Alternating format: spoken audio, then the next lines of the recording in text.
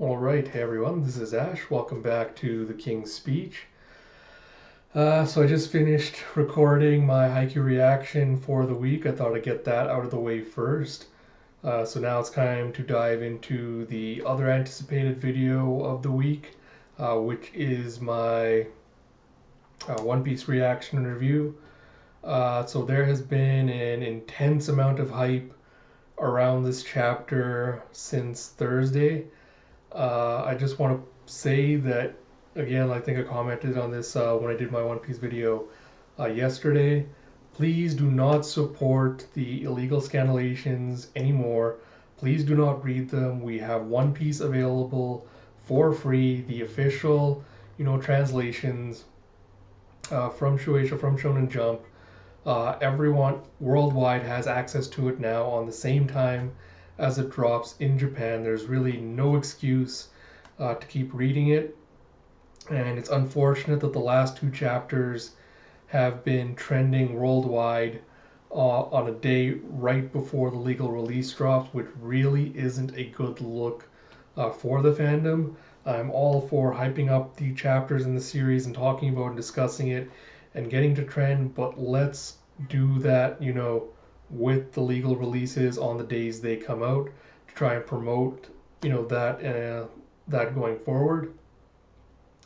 But apart from that, I got spoiled on two kind of minor things, so I'll just kind of note them here because I'll assume everyone's already, seen the chapter and knows what's going on. So one of the spoilers, I'm not sure if this is actually one or not because it was a crop picture I saw on a forum, was Kobe being promoted to a rear admiral. So he was a captain the last time we saw him, if I remember correctly. So it looks like he's been bumped up a couple of ranks. And it looks like the other news I saw was Big News Morgans is apparently leaking news from Reverie that the Marines wanted to cover up. I don't know what the content of said news is or any of the events related to that got leaked. But all I know is that apparently Morgans is a part of that. So I just wanted to get that out of the way. But apart from that, my little brother read the chapter before me and he told me that he is super excited and he liked it a lot. So I am expecting good things from it.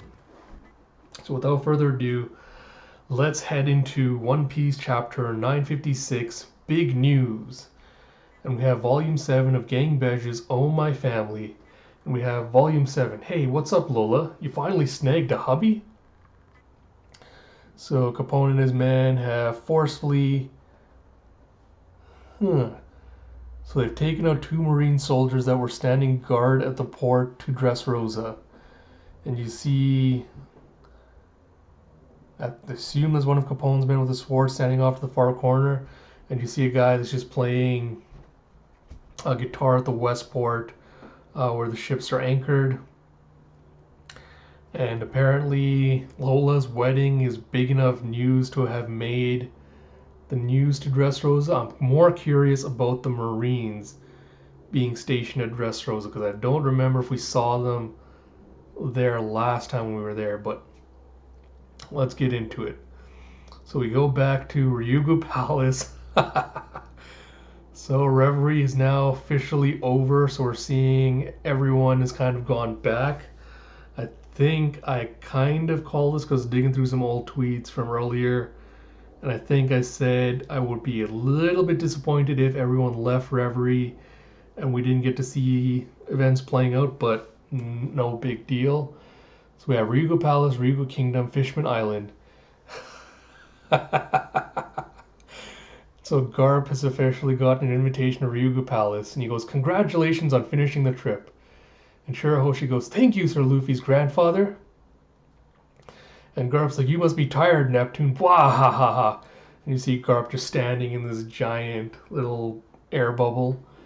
And Neptune's just sitting on his throne. He's just completely just like, He's like, "I'm positively tuckered out. You've earned some rest yourself, Garp." And then Garp goes, "Well, I can stay long enough for tea, but given the circumstances, not any longer than that.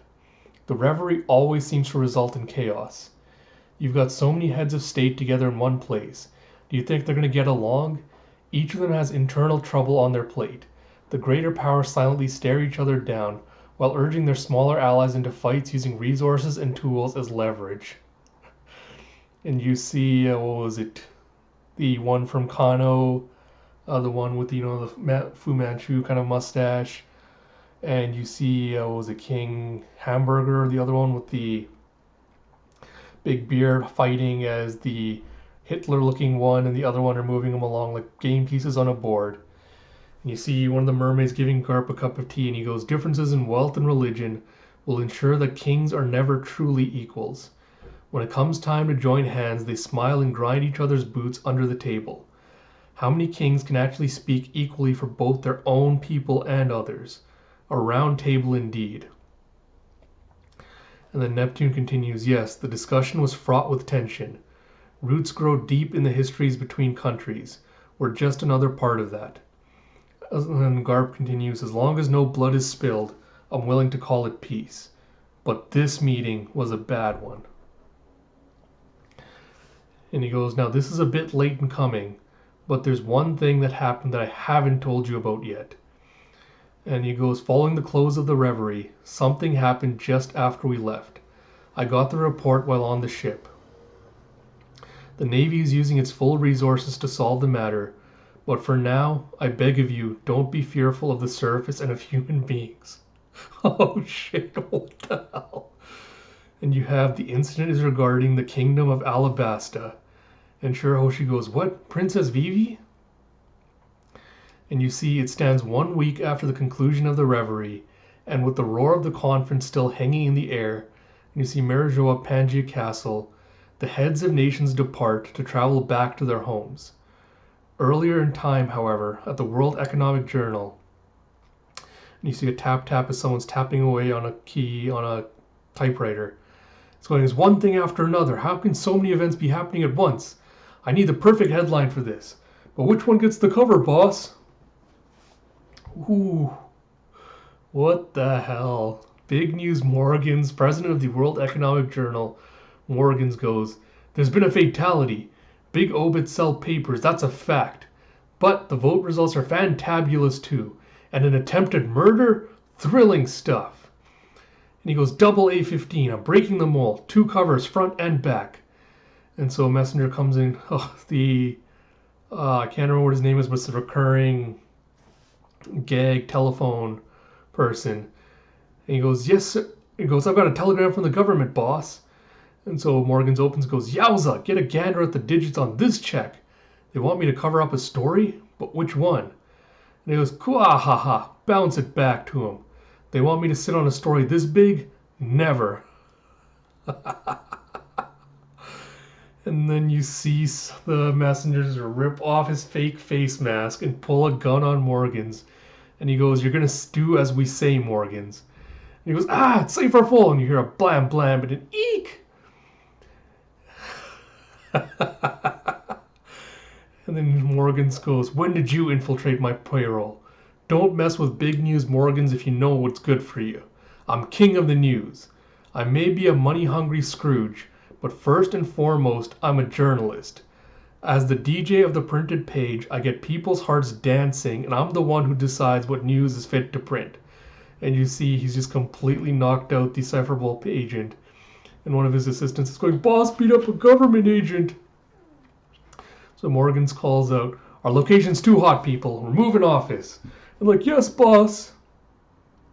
You see that Morgan's ship is shaped like a little teapot. So he's got a blimp shaped like a little teapot with a little checkered design on it. And he goes, "We're moving office." And they start taking off. And he goes, "Yes, boss. So I've got a message from King Wapol, Mr. Morgans. Sounds like he's got some leaked intel." And he's like, "What?" See here, including the incident the government sought to hush up, the news of the king's vote and resulting incidents spread instantly throughout the world to the shock of many. So you see a bunch of people all over the world just reading the news. And you see at Kamabaka Queendom, Revolutionary HQ. "What? What does this mean? That can't be true. You're kidding. Sabo? It's the WEG that's birds lying through his beak. This is Sabo we're talking about. It's impossible. I won't believe a word of it." And Dragon goes, "Our first step is to ascertain the truth." And below Betty's going, Sabo. And Koala's thinking, Sabo, please don't be true.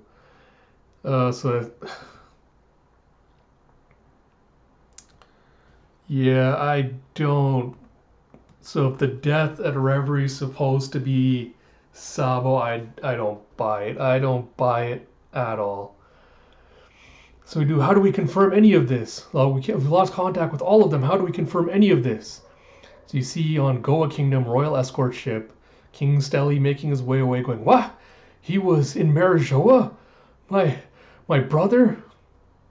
And you see Windmill Village, Goa Kingdom, with Makino crying, going, what's up with Makino?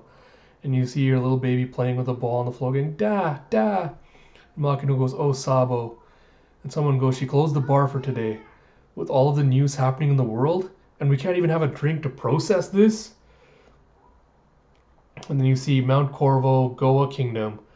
And then you see Dadan and family just crying, going, we only just found out he was alive. Sabo, say it ain't so. And you see the undersea prison impelled down with the heh. Doflamingo's just having the time of his life, as it seems like he did get the newspaper as he requested. And you have, oh, the world never gets old, does it? Things are just getting good now. And then you see Pirate Island full of lead, where Blackbeard and his co was going, zah! Pack your bags onto the ship. If the Navy's only going to take it, I might as well claim the prize. And you see on a stretch of open sea, someone's thinking to themselves, oh, you see a bunch of Navy ships making their way somewhere. You hear someone thinking, oh, hang on, I'll find a quiet spot. It's like, right, sea. Oh, they're using the code word sea, and someone responds with mist. And someone goes, really? All of that? And Sabo goes, yes, we can't keep up with it all, even with all the sailors in the world. So as far as your situation goes, the military won't be acting on it just as we planned. I mean, we don't have the manpower. And you see outside of Abisu, Wano, you see Diaz Drake going, the land of Wano isn't a member of the world government after all. That's for the best then. But since Big Mom showed up on Onigashima, and Kobe goes, the Navy's hoping the pirates will knock each other out. And Drake continues, figures, there's just one problem. You know how Kaido and Big Mom were at each other's throats the other day? Now they're teaming up.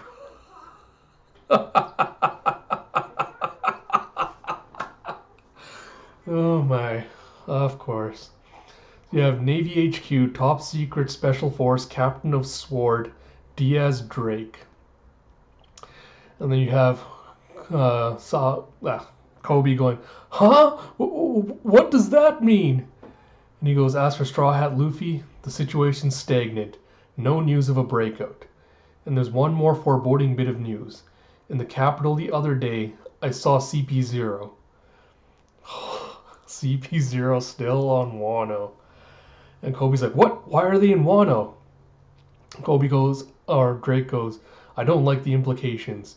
We have Navy HQ Rear Admiral, member of Sword. Nice, Kobe.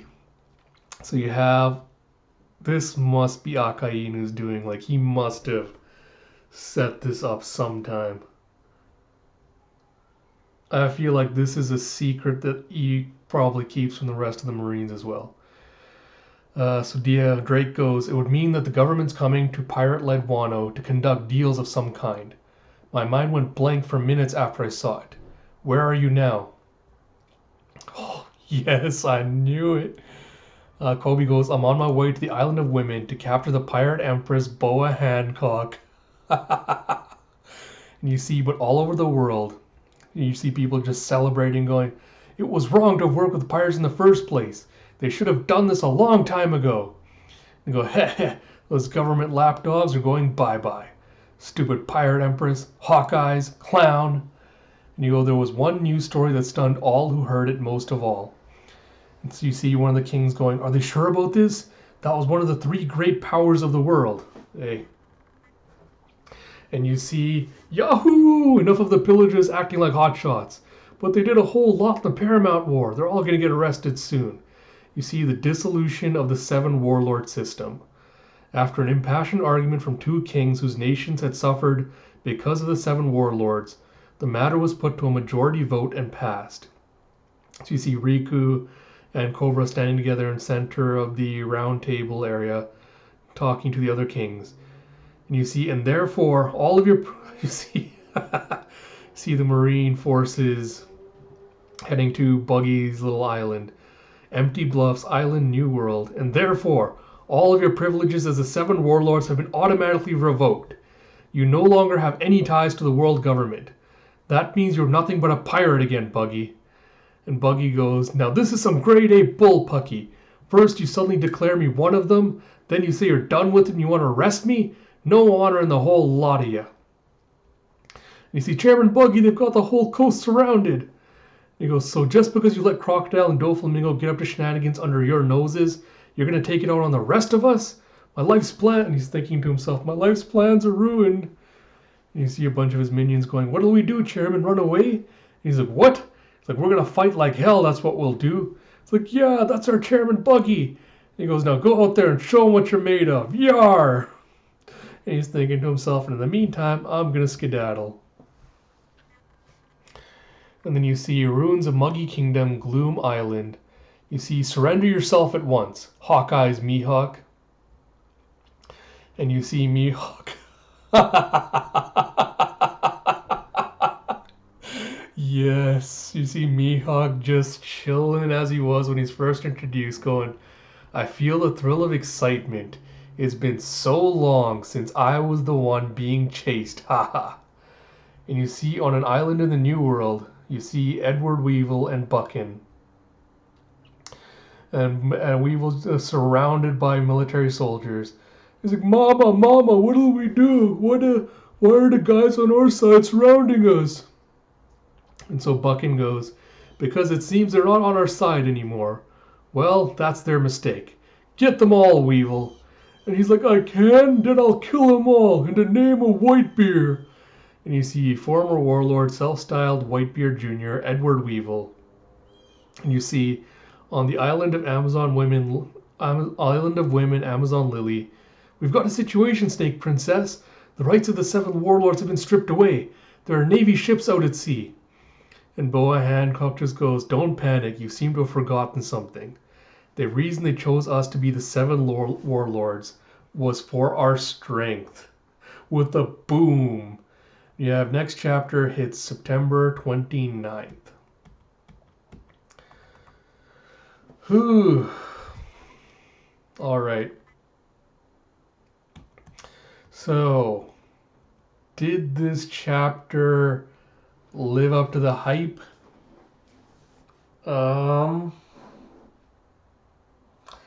It was entertaining, for sure. Definitely a very entertaining chapter. Definitely some unexpected events I did not see coming. We've got official confirmation now that the reverie is indeed over. But that said, this was again a lot of teasing. Like, you have the thing of like, all right, there was some incident regarding Alabasta, which more than likely has to do with Cobra wanting to have talked to the elders. So it looks like Fishman Island also made its way out. Fishman Island left the meeting potentially early, so that explains what happened to Dress Rosa. More than likely was the Navy patrol provide an escort back to Riku and the rest of them, so that's why Capone probably caught up with them.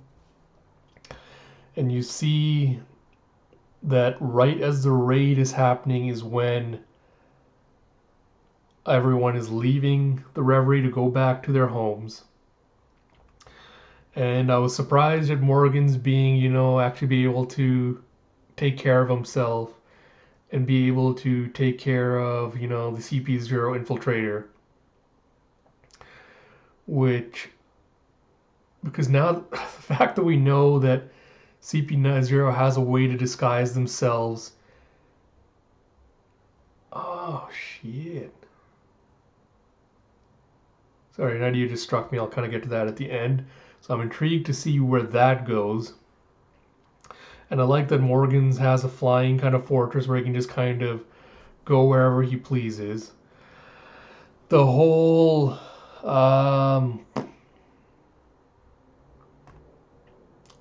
Sabo being the one that's dead, I don't buy at all. Like, that's another thing where it seems like you're supposed to buy something about it. And yeah, I don't buy that that's actually a thing. We'll probably find out there's something else actually happened there. And an attempted murder. I'm curious also as to what the attempted murder was. I wonder if that is going to be something they pin on Cobra. If that's the incident that happened. But yeah, the revolutionary stuff, all the Sabo stuff, didn't really hit because Oda's kind of done it to the point where I don't believably buy that, Sabo was actually in any major trouble or that he's even potentially dead. So yeah, there's that. Stelly having left without having caused a ruckus at Reverie seems kind of odd. Like, I'm kind of disappointed that Reverie is over already and we're going to get bits and pieces of it falling out after the fact. I'm not surprised that the biggest thing to come out of it was the dissolution of the warlord system. I think I talked about that in my video I posted yesterday, so that's not really a big surprise. So Blackbeard's line is also kind of weird because he's like, if the Navy's only gonna take it, I might as well claim the prize. I have no idea what he's even really referring to in that. But yeah, I'm a little bit surprised. I was going for X Drake, DS Drake having been a revolutionary mole, but the fact that he is a marine mole again does not surprise me because he had this was again something so obvious for the series going forward. So that's not the big surprise. So the Marines are apparently having sent out all their forces to bring in the warlords and capture them, which sounds like something Akainu probably sent into where he wants to just eradicate all the pirates. And that special force is intriguing, but again, I have to kind of see how that plays out before we see what else happens. But yeah, like I said, a lot of fluff in this chapter, a lot of excitement and enticement for future events, but overall the only major thing really coming out of it was the dissolution of the warlord system. I I do love that we're gonna get to see Mihawk just going all out, just blasting through marine ships left and right. Like, they have no idea what's about to hit them. Same with Boa Hancock. And then Weevil. Yeah, I wonder what Weevil is up to because it looks like he's probably going to have to do the movement as well. But yeah, the thing I was going to note about the CP0 having disguises was if Drake said he saw a member of CP0 in the capital, I wonder if CP0 is disguised themselves as one of the Straw Hats allies. Because there's been a bunch of YouTubers doing videos and stuff about who the traitor is. I think Conjuro's kind of numbers the one that's coming up as being the candidate right now for traitor. So that would make sense, with those whole powers of being disguised. If CP0 has used the disguise thing to kind of infiltrate the group, and that's how they're feeding information to Orochi and his crew. I'm curious to find out what's going to happen with the whole deal of, CP0 has forces that are still still in the country. A couple of quick other thoughts that also hit me right now, because we know that CP0 was what was called like Aegis Zero, the shield for the Celestial Dragons. So it's interesting to note that Drake and Co. belong to a group called Sword. So you have Sword and Shield kind of thing going on. I wouldn't be surprised to learn that Smoker and Tashigi are probably also part of Sword at this point. But yeah, this chapter kind of ended on a weird note because it ended with the whole Reverie like warlord stuff.